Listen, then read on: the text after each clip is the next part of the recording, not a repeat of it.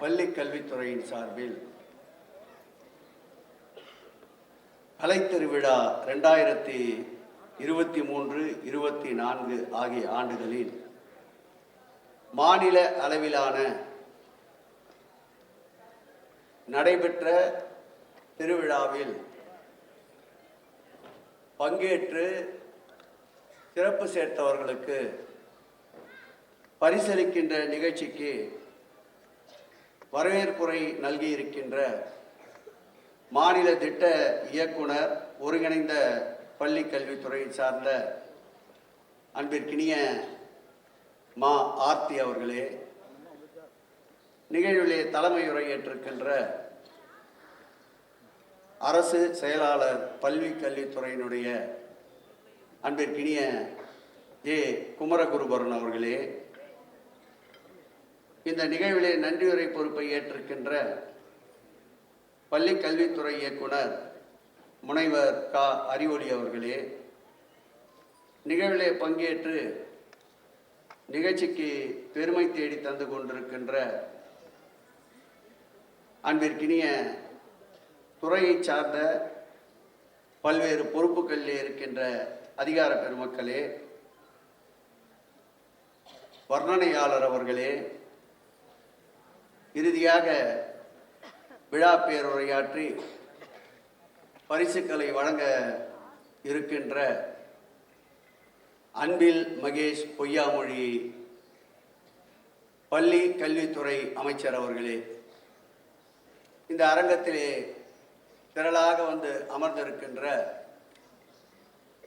மாணவ செல்வங்களே, பெற்றோர்களே, வருகின்ற பொழுது பல்வேறு வாத்திய குழு, பல்வேறு நடனக்குழுவோடு சிறப்போடு வரவேற்பளித்த மாணவ மாணவியர்களே, உங்கள் அத்தனை பேருக்கும் என்னுடைய நன்றி கலந்த நல் வணக்கத்தை தெரிவித்துக் கொள்வதில் உள்ளபடியே மற்றற்ற மகிழ்ச்சி அடைகிறேன். துறைகள் தமிழகத்திலே பல இருந்தாலும் மாண்புமிகு தமிழக முதல்வர் நம் அன்பிற்குரிய தளபதி அவர்களை ஈர்க்கின்ற ஒரு துறையாக, அவர் கவனிக்கின்ற ஒரு துறையாக ஒரு துறை இருக்கிறது என்றால் தமிழகத்துடைய பள்ளி கல்வித்துறை என்றால் அது மிகையாகாது. மாண்புமிகு தமிழக முதல்வர் அவர்கள் எந்த நிகழ்ச்சியில் பங்கேற்றாலும் அவர் சொல்லுகின்ற வார்த்தை, படியுங்கள் படியுங்கள் படியுங்கள், நான் இருக்கிறேன் உங்கள் எதிர்காலத்தை வளமாக்குவதற்கு என்று. அப்படி என்றால் படிப்பின் மீது அவர் கொண்டிருக்கின்ற அக்கறை, பிள்ளைகள் படிக்க வேண்டும் என்று அவருக்கு இருக்கின்ற கூடுதல் பொறுப்பினால் இன்றைக்கு தமிழக சட்டமன்றத்திலே ஒதுக்கப்படுகின்ற நிதிகளில் பள்ளி கல்வித்துறைக்கு முதலிடம் தருகின்ற ஒரு முதல்வர் நம்முடைய முதல்வர் என்பதை இந்த நேரத்தில் தெரிவித்துக் கொள்ள கடமைப்பட்டிருக்கின்றேன். பள்ளி கல்வித்துறையை பொறுத்தளவில்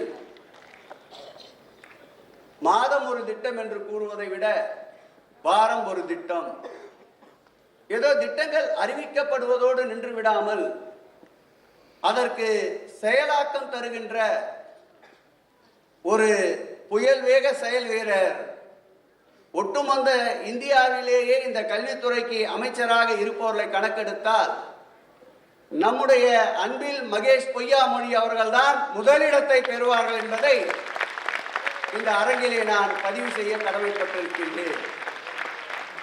மாண்புமிகு தமிழக முதல்வர் அவர்கள் சிந்தையில் உதித்த திட்டமான இல்லம் தேடி கல்வி என்ற திட்டம் பல்வேறு குழந்தைகளுடைய கல்விக்கு இருந்த தடையை உடைத்தெறிந்து லட்சக்கணக்கான குழந்தைகள் இன்றைக்கு பள்ளியிலே கல்வி கற்கிறார்கள் என்றால் அந்த திட்டத்திற்கு முழு முதற் காரணம் மாண்புமிகு தமிழக முதலமைச்சர் என்றால் அந்த திட்டத்தை மாண்புமிகு முதல்வருடைய எண்ணங்களுக்கு வண்ணங்கள் தந்த அமைச்சர் அன்பில் மகேஷ் பொய்யாமொழி என்பதை இந்த அரங்கிலே பதிவு செய்ய கடமைப்பட்டிருக்கின்றேன்.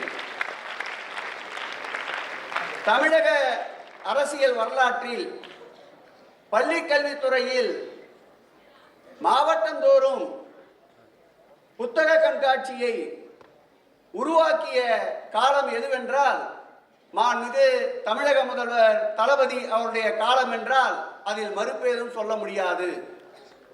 அதோடு மட்டுமல்ல, 300க்கும் மேற்பட்ட புத்தகங்களுக்கு பல்வேறு மொழிகளில் தமிழிலிருந்து பல்வேறு மொழியாக்கத்திற்கு இன்றைக்கு விண்ணப்பித்திருக்கிறார்கள் என்றால் அது மாவட்டந்தோறும் நடைபெற்ற புத்தக கண்காட்சியினுடைய ஒரு சீரிய அம்சமாகும் என்பதை இந்த நேரத்தில் பதிவு செய்ய கடமைப்பட்டிருக்கின்றேன்.